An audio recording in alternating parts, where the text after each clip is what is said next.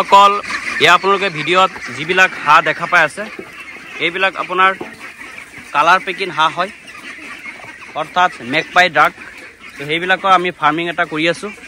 আপোনালোকক মই এইকেইদিন ভিডিঅ' দিব পৰা নাই, তো আজি আপোনালোকক ভিডিঅ' লৈ আহিছোঁ।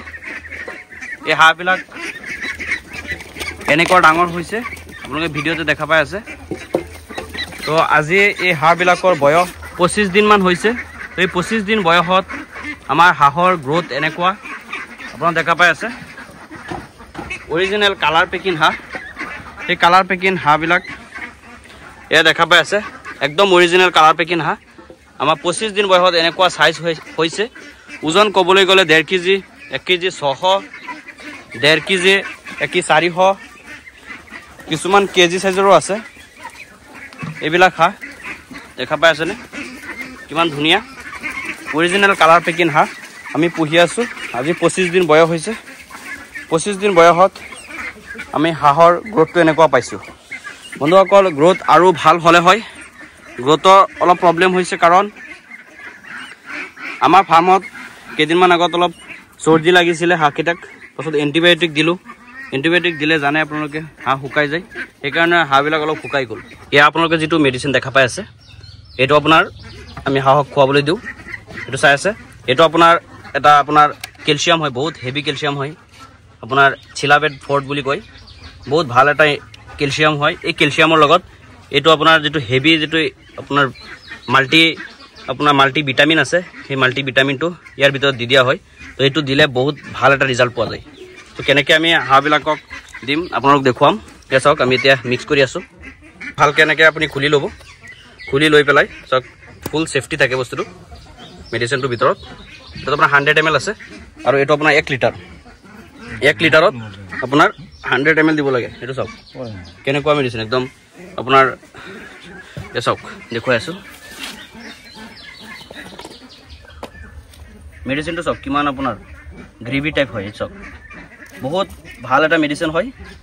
এই মেডিচিনটো দিলে আপোনাৰ বহুত ভাল হ'ব। ফুল আপোনাৰ 1 লিটাৰ যিটো চিলাবেট আছে, চিলাবেটত আপোনাৰ এইটো এপ্টিচল বুলি কয়, এইটো ঢালি দিব লাগে। চাওক কিমান ধুনীয়া, বহুত ধুনীয়া এটা চেণ্ট ওলাই আছে। এইটো চেণ্ট চাই পেলাই হাঁহবিলাকে মুৰ্গীবিলাকে ধুনীয়াকৈ খাব। হাঁহ মুৰ্গীক আপুনি ইজিলি দিব পাৰিব। এইটো আপোনাৰ চিলাবেট ফৰ্ট। এইটো চাওক এনেকৈ ধুনীয়াকৈ মিক্স কৰি ল'ব। মিক্স কৰি পেলাই এইটো ধুনীয়াকৈ শ্বেক কৰি তাৰপিছত আপুনি 5 ml 1 লিটাৰ পানীত দিব। এইটো চাওক আমি এতিয়া পানীও আনিছোঁ আৰু সেইফালে আপোনাৰ হাঁহবিলাক ৰেডি হৈ আছে পূৰা দানা খাবলৈ। চাই আছে এনেকৈ আপোনাৰ লৰাই ল'ব ধুনীয়াকৈ। লৰালে ভিতৰত আপোনাৰ যিটো মাল্টি ভিটামিন আছে, হেভি মাল্টি ভিটামিন, এইটো আমি খালী কৰিলোঁ।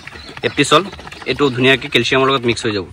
চাওক এটা মই ভিডিঅ' লৈ আনিম যে যিটো বিমাৰেল আৰু অষ্টবেট মানুহে ইউজ কৰে, সেইটোৰ সলনি এইটো কিয় ব্যৱহাৰ কৰা হয়, এটা ভাল ভিডিঅ' লৈ আহিম দেখুৱাম। চাওক এতিয়া আমি হাঁহবিলাকক দিবলৈ চেষ্টা কৰিম। ml এনেকৈ দিব লাগিব। এইটো চাওক ধুনীয়াকৈ মিক্স কৰি, এইটো চাই আছেনে মেডিচিনটো চাওক কিমান গ্ৰেভি হয়। আৰু বহুত ধুনীয়া এটা চেণ্ট ওলাইছে, বহুত ভাল লাগি আছে। এইটো চাওক এনেকৈ ধুনীয়াকৈ মিক্স কৰি ল'ব।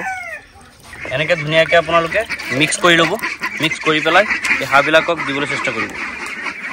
বন্ধুসকল, যদি দানাৰ কথা ক'বলৈ যায় তেনেহ'লে আমি সিহঁতক ব্ৰইলাৰ ষ্টাৰ্টাৰ যিটো মেট্ৰিক্সৰ দানা আছে শালিমাৰ কোম্পানীৰ, সেইটো ব্যৱহাৰ কৰি আছোঁ।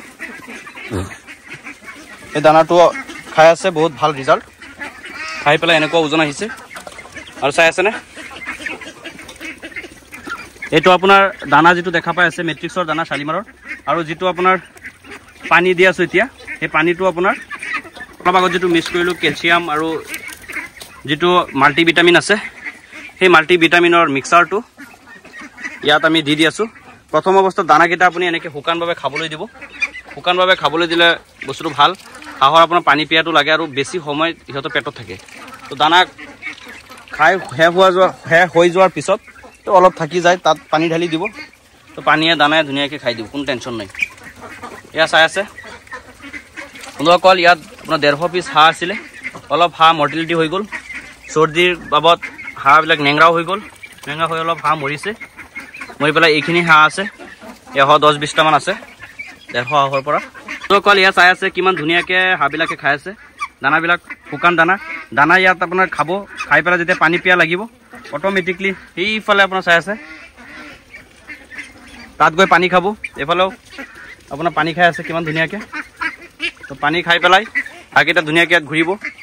বন্ধুসকল এই হাঁহবিলাক কি হয়, ফাৰ্মাৰসকলে আপোনাৰ ৰাখিলে লাভ হয়, কাৰণ দেখাত আপোনাৰ লোকেলৰ নিচিনা চাই আছেনে, কিন্তু অৰিজিনেল লোকেল হাঁহ নহয় এইবিলাক।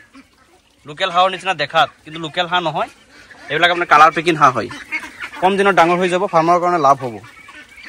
এয়া চাওক, আমি এই হাঁহবিলাকো ইয়াত ৰাখিছোঁ ধুনীয়াকৈ।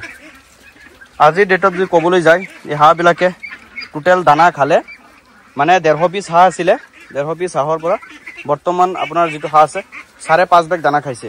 আজিৰ ডেটলৈ 5.5 বেগ দানা খাইছে।